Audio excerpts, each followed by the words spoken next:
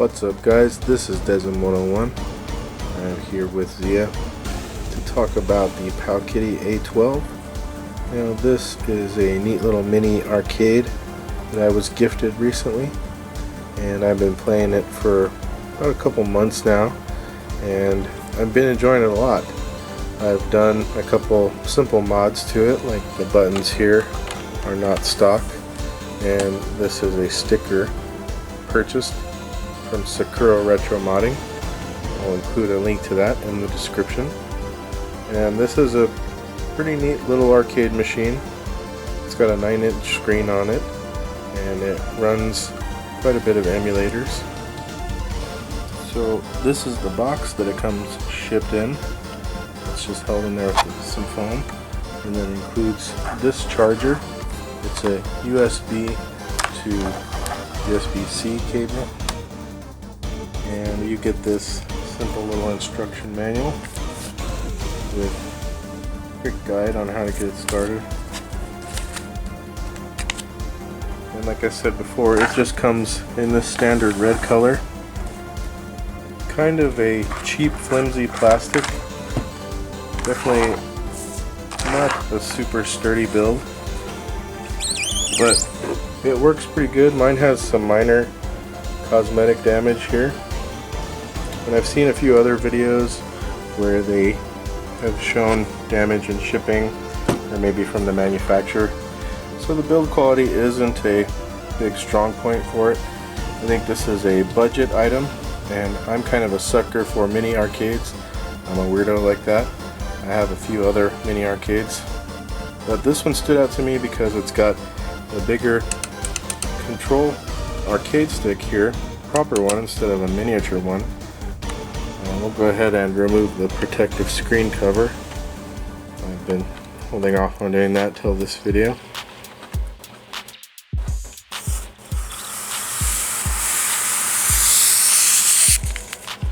Wow, so it's got a lot of glare on there now.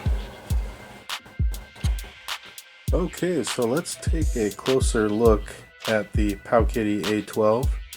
Now, just make sure to note that it comes out of the box entirely in this red. I've added a custom sticker here that I got from Sakura Retro Modding. I'll put the link in the description. And these buttons are actually not the stock buttons that came with it. They're ones that I've added. And it's a pretty good design. It's pretty solid. It looks unique. I'll put a few stickers on it. You can see there's a speaker port here in the back and a few other ports. So we've got the HDMI output, 2 USB inputs for external controllers, joysticks, a headphone jack for the audio output, micro SD card slot that you can take out there, put your own games on it, and the battery charging port. So this does have a rechargeable battery, and it's got a pretty good battery life to it. Lasts for maybe 6 to 10 hours. From my initial testing, I haven't really completely tested it. It's somewhere in that range, I guess, and it does charge pretty fast. And so the real feature, of course, is that this has the 9-inch screen, which is okay. It's a decent screen. It's not the best quality in the world, so it's definitely reflecting the budget item, the budget price. Stick is pretty good. The arcade stick feels nice. It's solid, very responsive, and it's got no gate on there. It's just a circle, so I guess that's a circular gate, but no octagonal or no square gate, so I'm glad that it doesn't have a square gate. And then we've got 6 buttons there, and these are 24mm. And over here you've got your menu buttons: select, start, the menu like home button, and then volume down and volume up. And the speaker is pretty loud. So let's go ahead and boot it up. You're greeted with a welcome screen. So one thing about the screen itself is that it lacks much of a viewing angle, and at the default angle that you're kind of like if you're standing next to it, it looks very like bright and the colors are washed out, so that's a big negative. When you're kind of looking at it more straight on from the arcade stick, it gets kind of like a normal darkness level, but the viewing angle is not great. It works, it does the trick, and it's easy to see the game, but the colors are just a bit washed out. So here you can go to your history, see what's recently played. You can go into your emulators, play movies, open files. So in here you can actually add your games. If you go into game, you can see I've added a few into the Super Famicom folder. There they are. Super R-Type, Gradius, Contra. You can open them up from there. It loads the game pretty quick in most cases. Not all games are compatible, so the main draw here is that you're getting the arcade set, like CPS games and some Final Burn Alpha games, some Neo Geo. But surprisingly, it also runs stuff like PlayStation pretty well. Game Boy, NES, Super Nintendo, Genesis, those all run pretty good. Game Boy Advance has some issues, but the game library is kind of where a lot of it goes weird. I've noticed on different videos that you might get a different game library. It's not like 100% consistent across the systems, I believe. And most of the time the games are going to be all in like Japanese or Chinese, so a lot of times you won't be able to read it if it's like an RPG or something like that. You can see here it runs a very stripped down version of RetroArch, and you don't have many options. You can resume, quit, restart, change your controller inputs, load state, save state, and it doesn't save any of your configurations. So every time that you boot up the system, or even every time you exit a game, it'll reset the config file if you change it. So that's kind of a big pain. It's missing nice features like that. I have seen it's possible to go ahead and put on a custom firmware, so I might test that in another video. It's not really clear how to pull that off 100% correctly, so I'll probably do an update video on this later if you guys want to see that.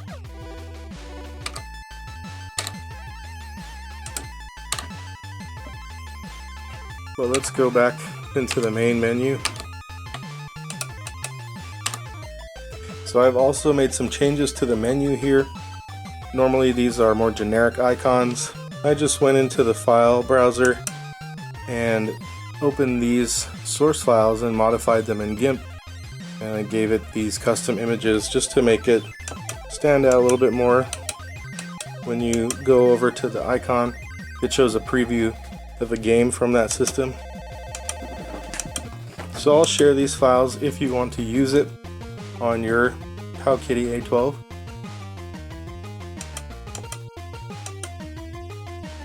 But overall it runs pretty good, and what we'll do is show some footage of the HDMI output through the capture so you can get a better idea of how the emulation works. So let's check it out. Okay, so here's a closer look at the interface so you can get a better idea of what it looks like there from the menu options. Very basic. You're just given a list of the games at the left and then a little preview image at the right. Now if you want to add your own images and your own games, I can probably show that in another video. Let me know if you're interested. You can of course just load your games from the file browser, but if you want to add them into here with the images, you'll have to do some editing of the files on the micro SD card. So here we're going to start off with a game by Capcom, and it's on the CPS emulator. This is also developed by Rising. Pretty cool shoot 'em up.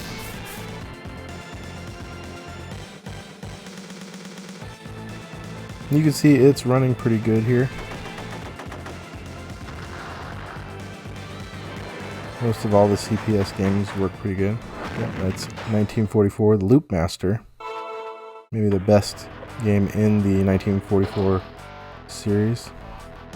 or the 1940 series, I guess you might call it. So the HDMI output looks pretty good, but you can't see it on the screen of the device. So if you wanted to have visibility of the game on the A12, you're not going to get it when you do the output. It only goes to one output at a time. So I was a little bit bummed by that. You might notice in the gameplay it's kind of lacking more than usual, and that's because I just ended up capturing it right into OBS. So there was a little bit of lag. I didn't run it to the main output system. But here's Galaxy Fight. Not a game I'm really familiar with, but it seems like it's running pretty good. So yeah, sometimes there'll be different platform games in the CPS holder for me. Didn't really make a lot of sense. Like the organization really wasn't the key factor. Here's Metal Slug 2. And this one I noticed had a few issues in terms of performance. So I know that this is a game I've seen with slow down in some older emulators, and it really kind of has the same issues here. When you get a lot of activity on the screen, you'll see that you start losing some frames, and the game does get kind of sluggish.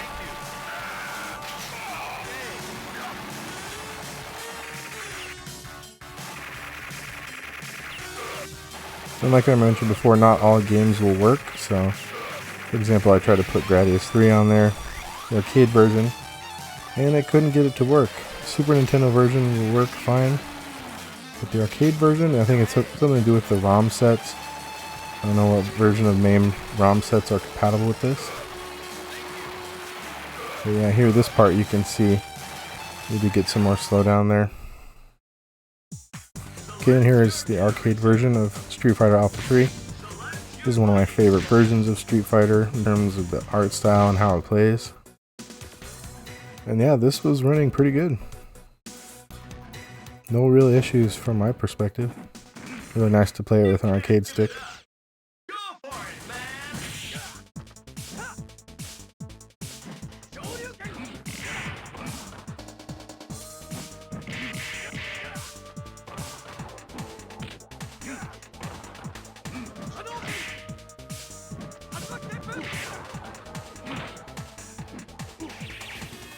And here's another beat 'em up game.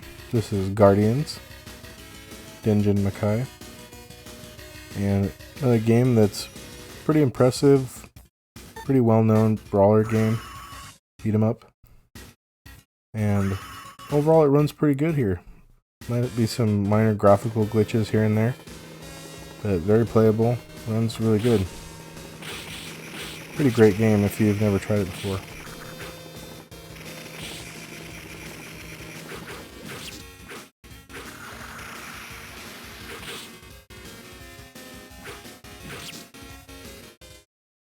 Okay, here's another shoot 'em up from Cave, and this is ESP Rade, or however you say it. And this is a game that got a re-release more recently, so it's been kind of getting some more attention. Pretty awesome game, but I was a bit surprised to see it here on my A12. Pretty happy. I like this game, and yeah, it's a blast to play on here. Works pretty good. Really cool shoot 'em up if you haven't played it before. You know, most of the Cave games are really great.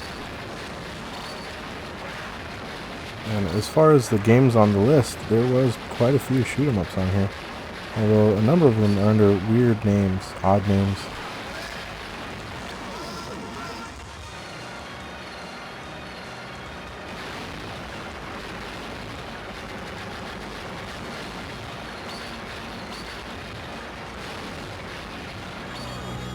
Okay, and here's some Game Boy Advance games, starting with Mario Kart Super Circuit. Now, some Game Boy Advance games have issues, but this one was working fine, I'm happy to say.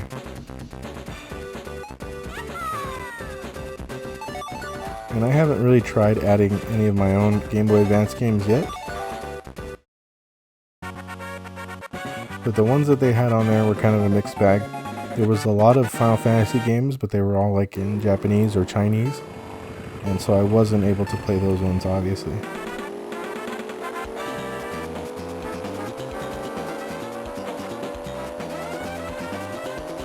But yeah, no real issues with this game from what I tested so far.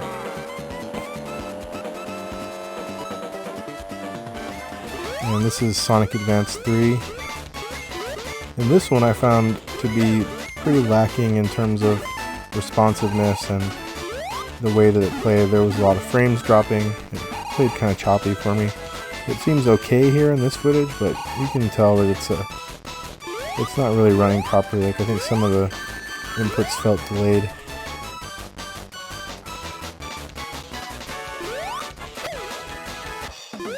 But it's an example of kind of got a mixed bag with Game Boy Advance. Now here's Doom for PS1.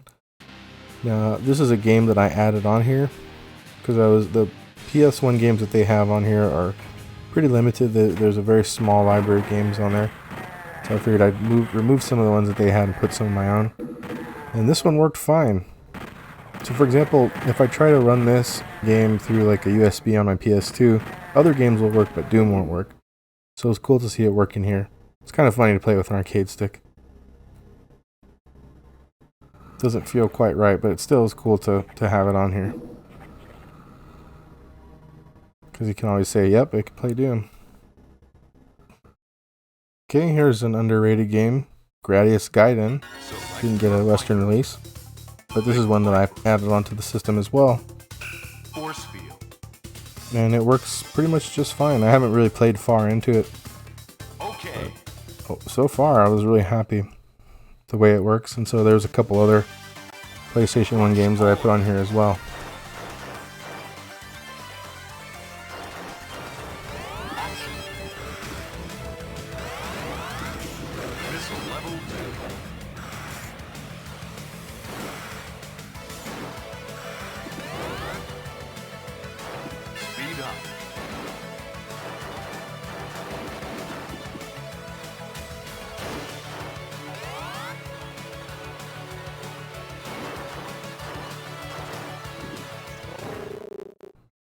And last up, this is Soul Edge, part of the Soul Blade series.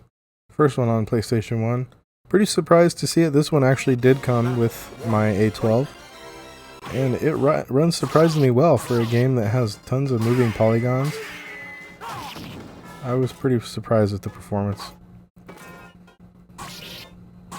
Now, playing the games in the difference between HD from the HDMI output and on the device directly, it seems here that seeing the captured footage, I'm noticing a bit more loss of some of the frames and stuff like that, from what I can tell so far. So it seems like it performs a little better on the native screen of the device.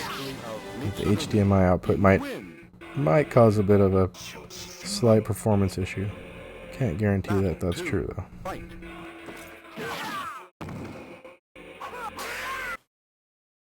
Okay, so now we're going to do a test with the USB input on the back. I plugged in this Mayflash F300 arcade stick, and right away it has detected it.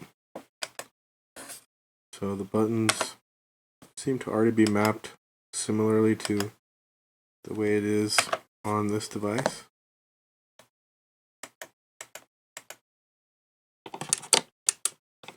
And this one still controls it too. And it actually auto-mapped it to the second player. There is something weird though, where it looks like if the first player presses left, it's mapped, so I probably need to go fix the two-player mapping. Okay, so after a bit of messing around, I was actually able to figure out how to use two players. So essentially, you can't use this with a second input. It's going to always override the left on both controllers.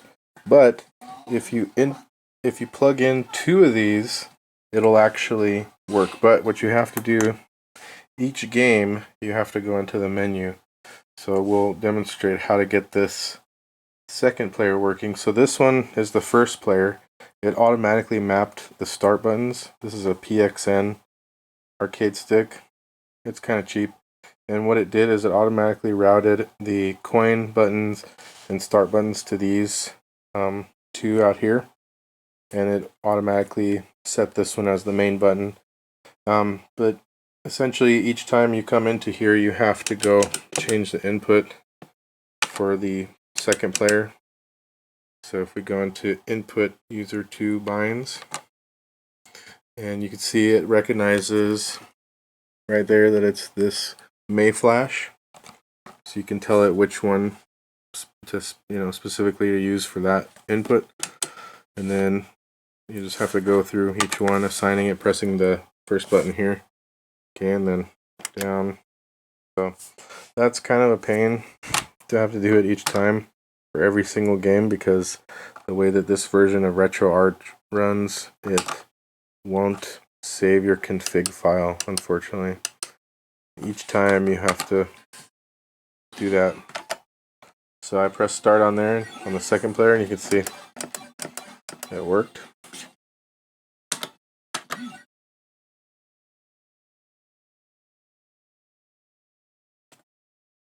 So now with it set up like this, it will work with 2 players and it won't override it.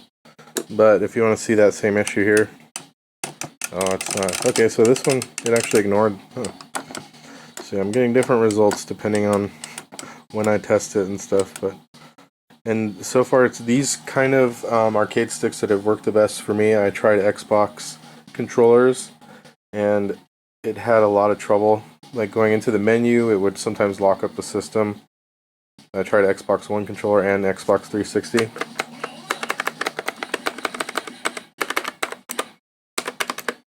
So, yeah, at least it will work with 2 players, but you have to plug in 2 separate controllers for it to do that. Otherwise, you'll just have to play 1 player with this or 1 player external. Hope that makes sense. Okay, so what are my final thoughts on the Powkiddy A12? Well, I think it's a pretty good deal for the price. It's not the perfect arcade machine. It's not going to really impress anybody if you're trying to go with something flashy. It's basic and simple, but there's still a lot of fun to be had with it.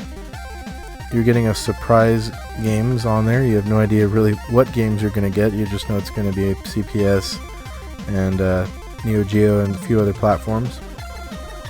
But if you're like me and you kind of like tinkering with stuff and you like messing with it, kind of enhancing it with your own stuff, I think it's pretty good for that reason, in addition to just its initial value. But if you don't like fussing with things and you really want like a curated game list, or you want to build your own game list, you can kind of do that too. But it's not going to be for the real high-end kind of crowd, like boutique item or really fancy like custom item, something like that. This just isn't really a high-end item at all. It's more a budget price kind of bootleg console that'll give you a bunch of random games, and you can mess with it to improve it a little bit if you feel like it. So you might get different results, you know. The mileage may vary depending on your personal experience. But their issues are with the screen. It's got that funky viewing angle. It's definitely kind of a little bit blurry. The other issue is the version of RetroArch and the settings. You can't save the settings. So those are 2 pretty big downsides. And that you can't plug in a single controller and play 2-player with 1 person on the arcade stick on the A12 and then another one externally connected. It doesn't work like that. You have to do either 1 player only or 2 players with 2 different external inputs. So let me know what you guys think. If you want some more information on this, I could do another follow-up video. If you want to see some footage of how to change out the buttons, or if you want to see me modifying the files to input the different games from the games list, let me know. But that's going to wrap it up for today, guys. Thank you so much for tuning in. I hope you have a good one, and I will see you next time.